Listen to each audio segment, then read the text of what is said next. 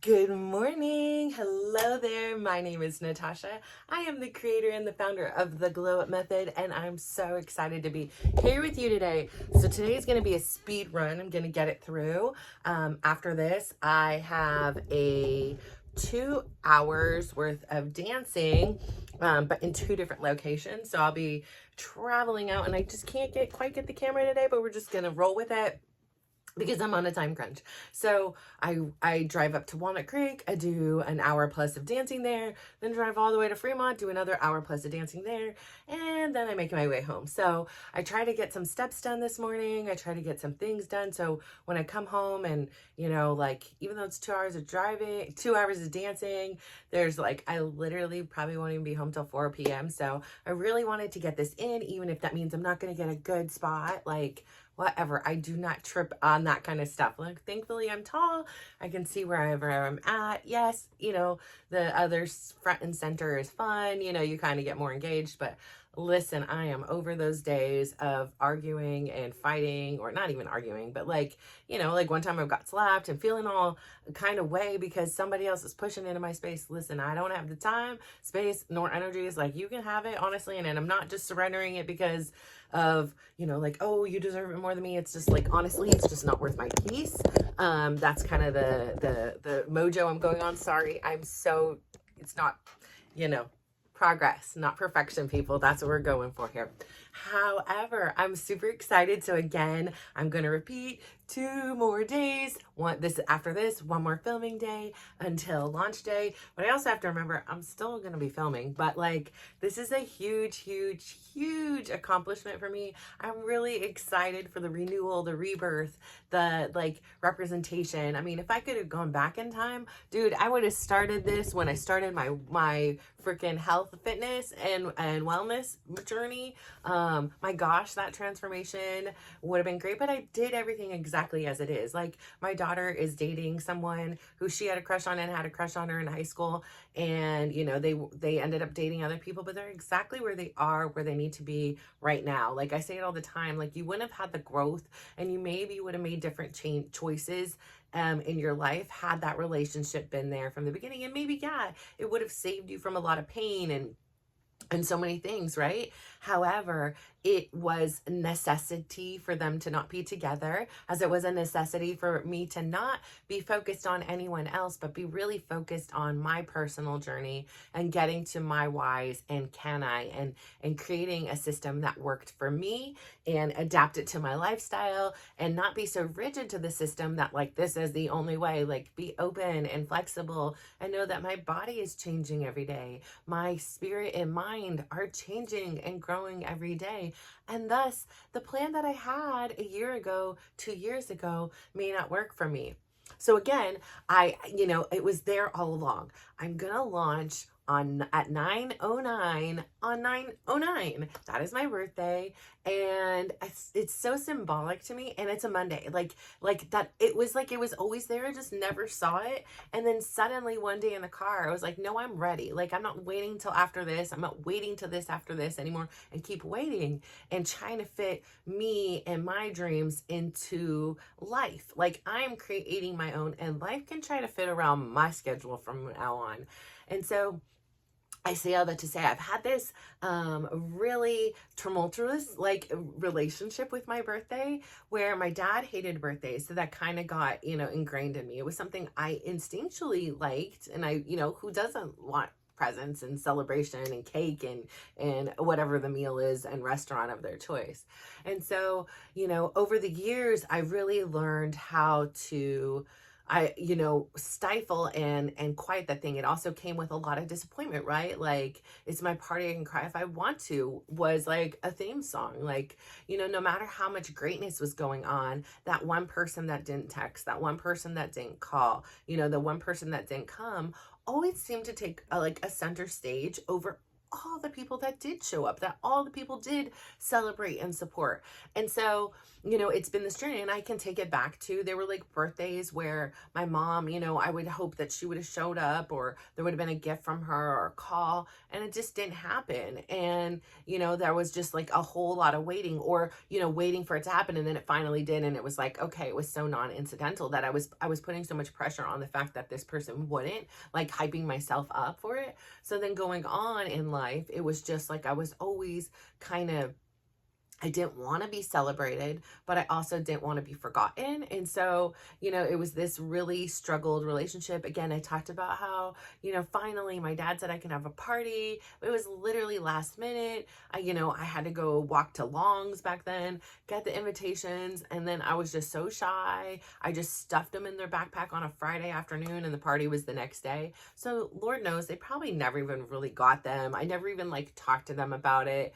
And yet I felt so mortified that my one bestie who I had told, she came to the party, but nobody else did. And then like my aunt and my dad and my cousin were like, where is everybody else? Anybody else coming? Like, we blew up balloons. Like, where is everybody? Like, oh my gosh. And then like, I felt like, oh my gosh, should I sit around and call and see if anybody's going to come? Like, so it just really put this like sadness on my birthday. And after that, I was like really anti-birthday. I was like, I just don't, like, we'll go to a dinner. Like, one of my favorite places when I was younger was this restaurant, Kincaid's in Burlingame.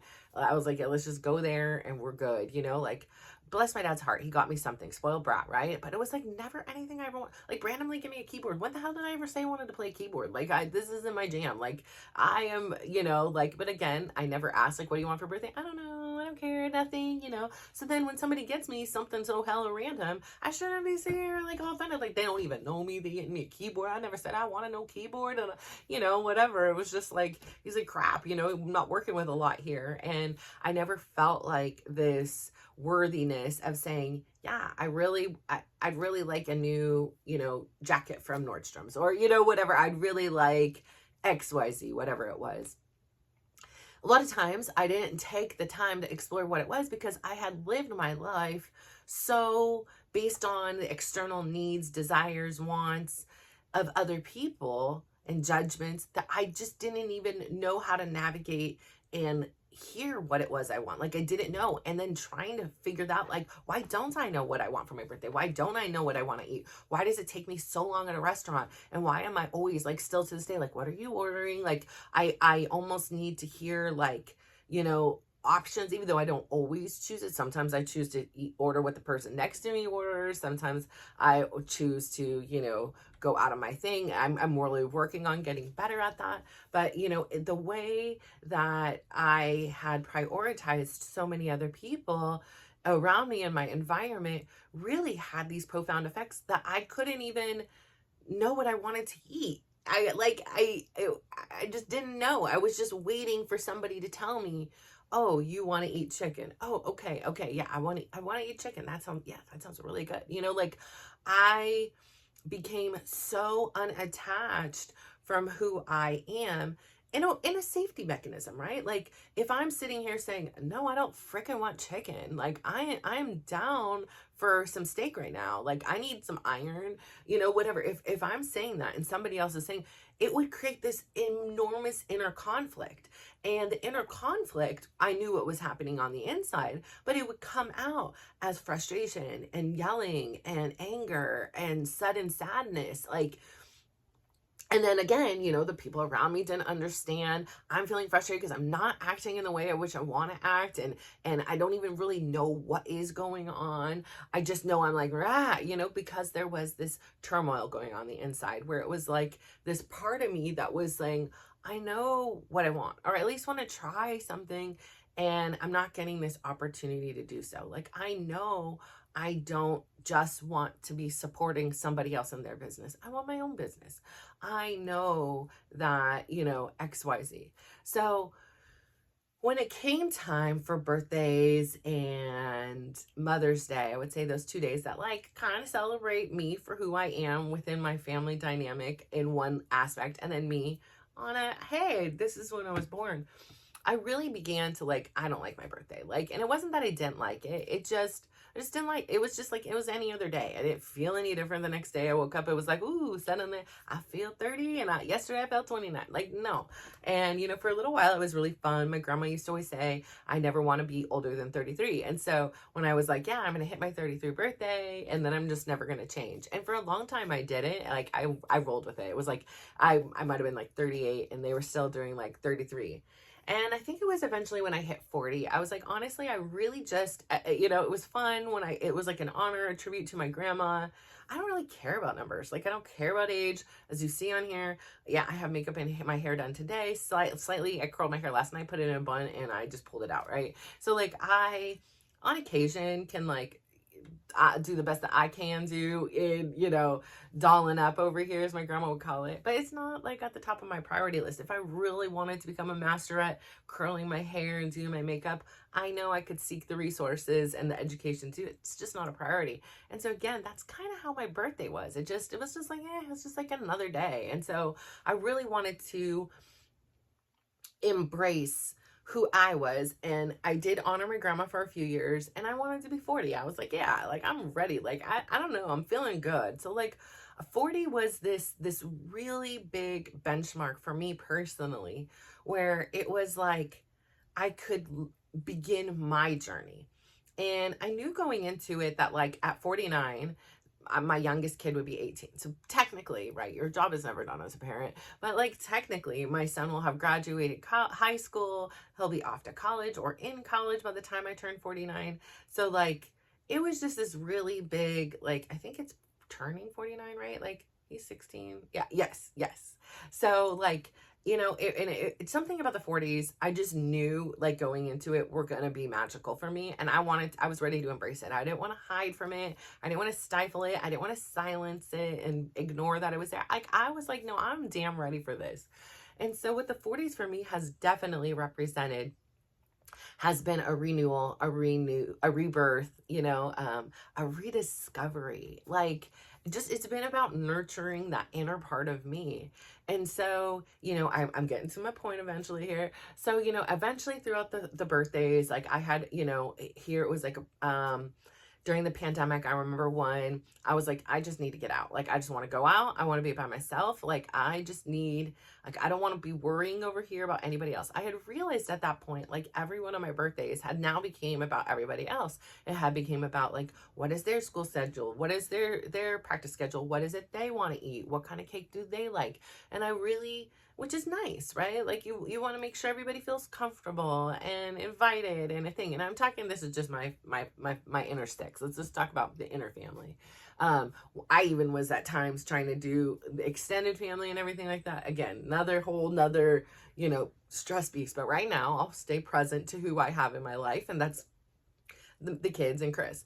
And really it came to this, and I started to begin to feel really, not started, but I did feel very guilty, very uncomfortable, very selfish, very rude, even on my birthday, to say, this is what I want. So I began just figuring out, well, let's just take a poll. Let's see what's worked for the masses, and we'll do that. Like, it doesn't matter, again, like, that I didn't want to do that, or if that's not the timing that works best for me. It doesn't matter. And so, you know, again, I wanted to be accommodating. I wanted everybody to be a part of it. And so, you know, the sacrifice was worth it. It wasn't like it wasn't worth it for me at the time. And so eventually I started to say, you know what? I don't even want to do something all day long. Like, I just, like, this is torturous. I just want to go to the beach. I want to do coffee, get my free Starbucks. I want to go listen to music. I want to rock out. I want to see the beach. I want to start this year, like, with some just things that I love doing in a place I love. So I started doing that. And then I'd be like, okay, I'm going to be home around 5 o'clock. Let's have family dinner. Everybody will be home. And, you know, we would do that. And sometimes, you know, like, I'd come home and Chris would be stressed and yelling. And, you know, he's not a big fan of, like, being told what to do. Like, if he had said, like, I'm going to do all this for you and surprise it, it's not a problem. But if he asks me, what does he want? And I'm like, oh, okay, well, let's just do steaks. Everybody likes steaks. You cook the best steaks. So, and he does it. And then there's, like, frustration because I've now told him what to do. So again, it then was like, I've been yelled at on my birthday, like, and all these things. And I'm like, I just don't want to deal with all that. So, last couple of years again, I went to the beach. One time, one of my sons came with me, one time did not. And so this year I started really thinking, I had this epiphany that my birthday was going to be the launch day. And I was like, well, what is it I really want to do? I know that traditionally we've just had Chris cook steaks and he'll cook whatever cake I want or get it or whatever. And I was like, quite honestly, I don't feel comfortable sitting here and asking Chris to cook steaks. And then quite honestly, I don't even want them. Like, it's not even like it's what I want. There's a restaurant that I really like. It happens to be on the coast, so I can check boxes on both. And it's on a Monday. I don't really like eating dinner late in the day. And I also don't want to spend half my day sitting in traffic. So if I go for like a earlier lunch or a later lunch or however you want to look at it, and have a great big meal, have cake there. If I come home and have cake again, great. If I don't, great. And just really at this time, I invite my kids. But again, it was like me, like what works with their schedule. What time do you have school? What time do you have practice? What time do you film? What time do you stream? What time do you have therapy? What time do you have this? And so I found myself in this position that has this awareness that I have really trained myself and really trained them to prioritize their schedules over mine. And, when one came back and it was like, oh, I have this from 2 to 3. One has, oh, can we go before 1:15? I want to be back before 1:15. Oh, can we do this? I want to stream. I need to be back. Can you guarantee I'll be back by 3 or 4?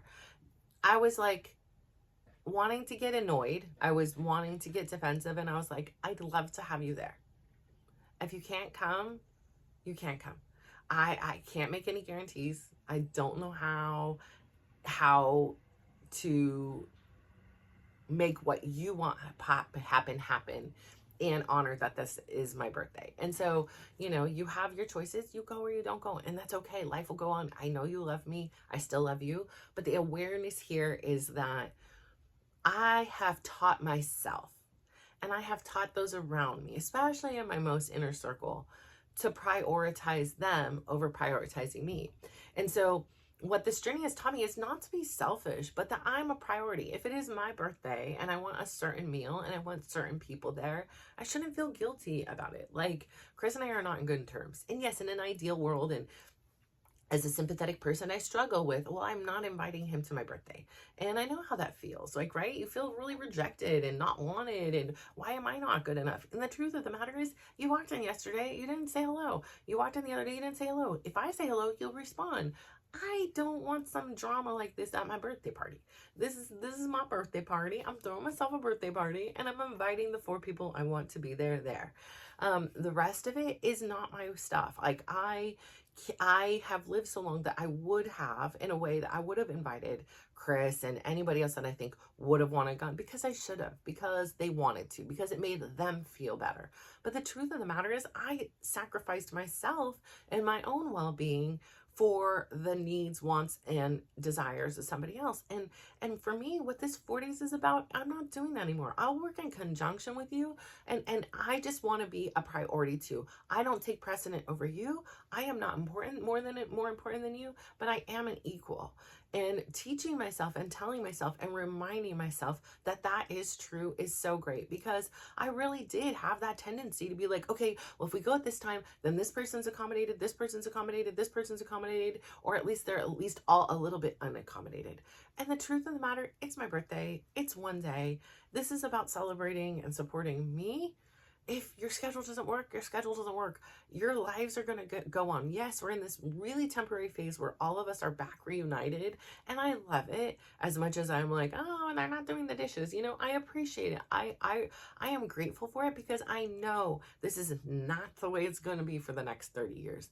They will move on. They will have children and husbands and wives and partners and jobs and drama and lives of their own that are not going to be centered around their mom as they should. And so, yeah, there may not be every year from here on out. There may not be another year where I have an opportunity to have all four kids together. And who knows? I've got 3 yeses and 1 hasn't answered. So I'm not sure if all 3 will be there. But whoever is, I'm super grateful. And even for the ones not there, I'm super grateful because I know they love me. And I'm grateful that I'm learning the tools to advocate for myself. So it feels like it's my birthday.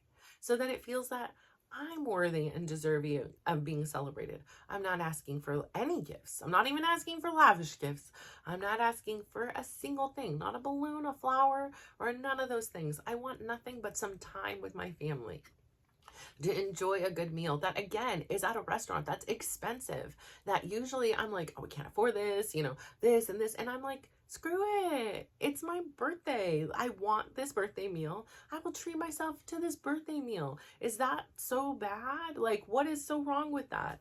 So again, I am learning, and I hope through this process that you're learning too. And if anything you say, maybe it's not in regards to Mother's Day, maybe it's, or your birthday or something like that. But I hope that if you're feeling the way I felt, where number one, there isn't even this awareness of what you want to do. It's like, I really don't know what I want for my birthday. There hasn't been this safe space to explore and consider. Why? Probably because you've been disappointed. You've been let down, right? Anytime you've wanted something, it didn't come true. And so somewhere in our brains, as a survival mechanism to avoid pain, we realized, oh, just don't have needs, don't have wants, don't have desires, and you won't hurt because you won't be in pain when you don't get what you want. But that's not true. You are still hurting on the inside. It just looks really different. And learning how to discover, advocate for, and seek out those things, it may not just be handed to you on a silver platter. Yeah, I want a business. It doesn't mean I get to sit back and suddenly somebody's going to say, poof, there's a business for you, all wrapped up cute in a tiny bow and has glitter and all these things, and you just open the door and it's going to work. No, it's hard work. It's hustle. It's getting up this morning and realizing, as I lay in bed, there is somebody out there in this world that is hungrier than me, that wants it more than me, that's up and working. And I'm not a competitive person with you or you or you or you, but I am with myself. And I was like, oh, hell no.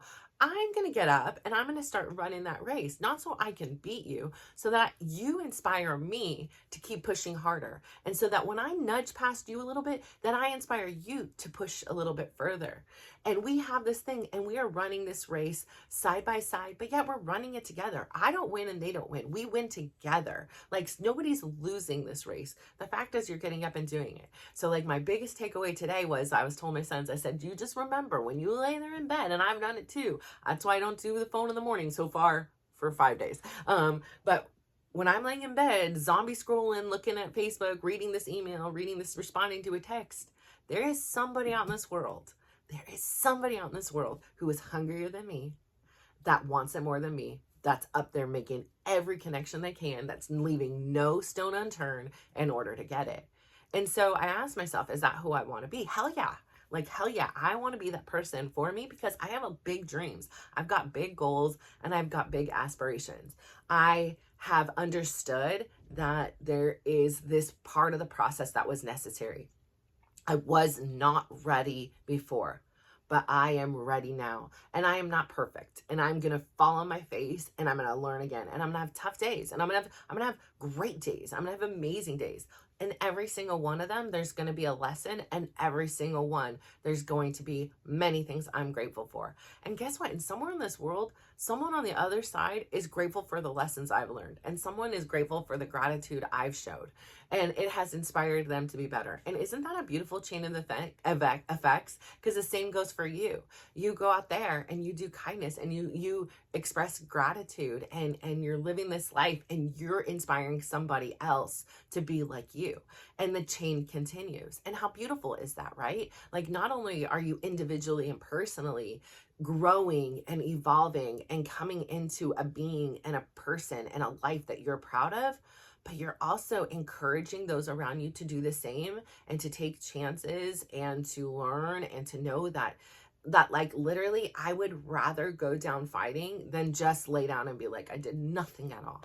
You know, I've seen way too many people, as I've said on here, at their end of life, and I've heard their discussions. I've heard what they've said. I've taken note. And for a long time, I was on the same exact path as them. Yes, there was so many things they were grateful for and appreciative of, but there were long lists of those quiet secrets inside, those things that were they were too fearful of, or they never had taken the time to silence themselves without like being forced to, like something like a pandemic or a disease or illness or illness of a loved one or something that really shook up their world and made them have to reevaluate where their life was. And so even in every medical adversity that I've sat by and supported somebody with, and some have turned out great, others have turned out okay, and some have turned out ways in which I didn't wish they turned out, right? Somebody passed away. We didn't want that. I wanted them to still be here. But because of that shakeup of the system, because of that drastic change, there was this process of reevaluation, and every one of those steps kept leading me to the right way. The epiphany that I had with my aunt, like if I knew I only had 100 days left to live, how would I spend it? Would this matter? Yes or no? No. Why am I tripping on it right now? Why am I causing my blood pressure to go up and all these things? Okay, you know, does this matter? Yes, then why aren't we working harder at it? Why aren't we spending more time with this person? Why aren't we just making the phone call? You know, like, and not in a mean way, like to put me down, but it's just like, why? Why aren't we? How can we fix this? Do we need to put it in a schedule? Do we need to, you know, make a date with this person? Do we, you know, what is it we need to do to get it so that when I'm there on my deathbed, if I'm so great to be on a deathbed, it's not something like sudden and tragic. And, you know, I'm 107 years old and I'm laying in there and I'm thinking, damn, I did it my way. Like it lived the life I wanted to live. And so I'm really proud of that. And so, yeah, there were struggles and it was hard to be a mom in her 20s. Like there's nothing easy about that. Like being pregnant at 22, having a kid with heart defects and born early, and then having another kid at 25, and then, you know, having another kid at 29, and then being pregnant and having another kid at 31. Like none of that was easy. Like none of that was easy at all. You know, dealing with all the financial stresses, the, you know, wanting to get it right, all those pressures I put on myself. It was really challenging, but I'm so grateful that I had a life that allowed me to be a parent at that time. Yes, I wasn't doing those individual things and at the club, and I would have been stupid. Like I know I would have been stupid. Like I would have been just so free in a sense, because I had been such a parent for so long that even the little tastes of it, I was just a wild child. So in a way, it was exactly what I needed to protect me from me. But now I'm not stupid. And now I am filled with such a different character than I was 20 plus years ago. So as I re-emerge from the shadows, as I come out of that closet I buried myself in, I am confident, I am clear, and I am focused. I know who I am, and in places where I don't, I'm trying to find out who I am. And if there's parts of me that I'm not that keen on, I start using my left hand.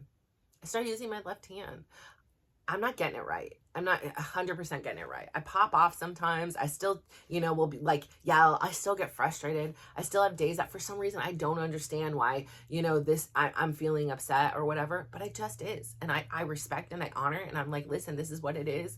I'm curiously trying to, you know, like talk it out, figure it out so that we can have growth, so that I can learn this lesson and start applying it a little bit faster the next time it comes up again. So I say all this to say, I'm going to go out there today and be a dancing queen. Yes, me, a dancing queen. I literally didn't even know this genre of working out, dance fitness, was a thing a few years ago. And now it is my energy. It is my blood. It is the gas to my beautiful Bertha car, who is going to, on this road trip there to go to the gym, is going to turn 200,000 miles old. So her and I are having birthdays together around the same time. But no, really, you know, like this life has been so beautiful, and I'm so grateful that I get to go out there and fill my tank with dancing and smiles and express myself and get out all that crap that's on the inside that I was holding on to, and just release it and just be comfortable being crazy old me. So I say that to say thank you so much for tuning in today. I'm so stinking proud of you. Keep up the good work. I adore you. Have a great day. Go out there, give somebody a big smile, give them a compliment, and just watch how they glow up. So thank you. Bye.